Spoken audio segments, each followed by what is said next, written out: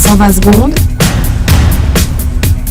L'invité de la rédaction. Ce week-end s'est tenue à Lucerne la 39e édition de la Waffensammlerbörse, la bourse aux armes. La manifestation, présentée par les organisateurs comme la plus ancienne et la plus mythique du genre, a attiré près de 9000 personnes au centre d'exposition de l'Allmende. On en parle avec vous ce matin. Johnny Books, bonjour. Bonjour. Bonjour. Vous êtes collectionneur, membre de plusieurs associations de défense des propriétaires d'armes, et vous avez fait le voyage de Lucerne. Oui, évidemment, j'ai fait le voyage de Lucerne. C'était magnifique. Se retrouver comme ça avec des gens qui partagent votre passion, pouvoir voir des nouveaux produits, ou bien des accessoires, ou bien des très très vieilles armes, ou bien des costumes, comme par exemple des uniformes de la Deuxième Guerre. J'ai trouvé vraiment que c'était génial. C'était vraiment une très belle édition, cette 39e. Alors, le Courrier consacre un reportage à cette manifestation dans son édition d'aujourd'hui, et le quotidien décrit une certaine méfiance des exposants et des visiteurs vis-à-vis des médias. Évidemment qu'on est méfiant, les journalistes, c'est tous des anti-armes. Ils sont tous, à part Franck, oui, ça faut lui reconnaître. Alors forcément on les déteste, les journalistes, à part Franck.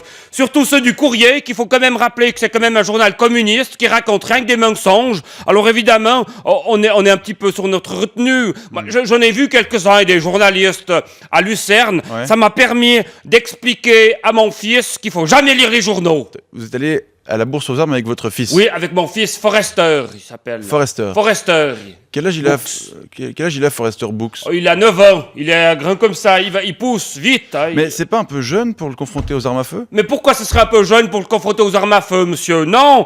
Plus on se passionne pour une passion tôt, plus on a des chances d'être vraiment passionné. Vous voyez, comme ça, si une fois, quand je serai vieux, et puis qu'une fois je mourrai peut-être, je suis certain que Forrester, il sera suffisamment passionné pour s'occuper comme il faut de ma collection. Alors, justement, parlons un peu de votre collection. Vous possédez combien d'armes? Alors, j'en ai 36 des à feu, 27 armes blanches et 8 pièges. Des pièges? Oui, 8 pièges. Mais c'est quoi comme piège? Je vais pas vous dire! C'est pour me protéger pour chez moi. Si je vous dis qu'est-ce que c'est comme piège, mes pièges, ils serviront plus à rien, ça sera plus des pièges, vous voyez? Oui, je comprends. Oui, mais je peux vous dire que si il y a un clochard ou bien un gitan qui voudrait entrer, par exemple, pour venir prendre ma télé, ou bien ma femme, pour la violer, je peux vous dire que bonne chance, hein. Ça représente quelle valeur, ce mini-arsenal que vous possédez? Ça représente d'une valeur d'un total de 50 000 francs environ. Vous avez des modèles chers? Oh oui, j'ai des modèles. Par exemple, le Hors 6 T5000, vous l'avez? Non, mais j'ai l'AK-47 de 1987. Le HKM P5K aussi? Non, mais j'ai un Sig Sauer P220 de collection qui avait été utilisé pour tuer... des gens? Oui. Alors, vous faites quoi de toutes ces armes? Je les ai chez moi. Il y en a je les ai mises au mur, au salon, pour les regarder. Ou bien quand on a des visites. Des visites. Quand on a des visites avec ma femme, elle va à la cuisine, faire la cuisine. Voilà. Puis moi, je montre mes armes qui sont au mur, au-dessus de la cheminée à mes visites. Et vous expliquez? J'explique tout, j'explique comment ça marche, quelles années ça a été fait, ou de quel pays. Puis sinon, j'en ai à la cave, j'en ai au Galta, sous mon lit, de la table de nuit, sous le siège de ma voiture, sous le siège de mon autre voiture. Et puis ça vous arrive de les utiliser? Bien sûr, des fois je vais tirer avec Austin, ou bien à la gravière, pour leur rappeler à quoi elles sont censées servir quand même. Elles sont pas juste là pour être au mur, ces petiotes. Et puis aussi pour les entretenir, pour être sûr qu'elles sont toujours prêtes, si jamais. Semper Fidelis. En état de marche. En état de fonctionnement, oui. Parce que vous vous sentez vraiment en danger.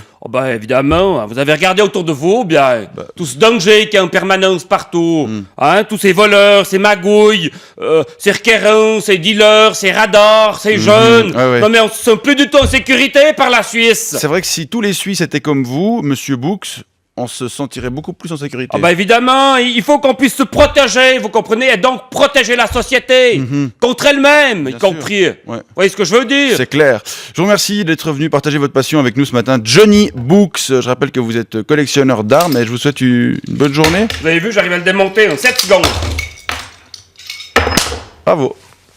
120 secondes avec les magasins de chaussures Pompidop et Pompe Funèbre.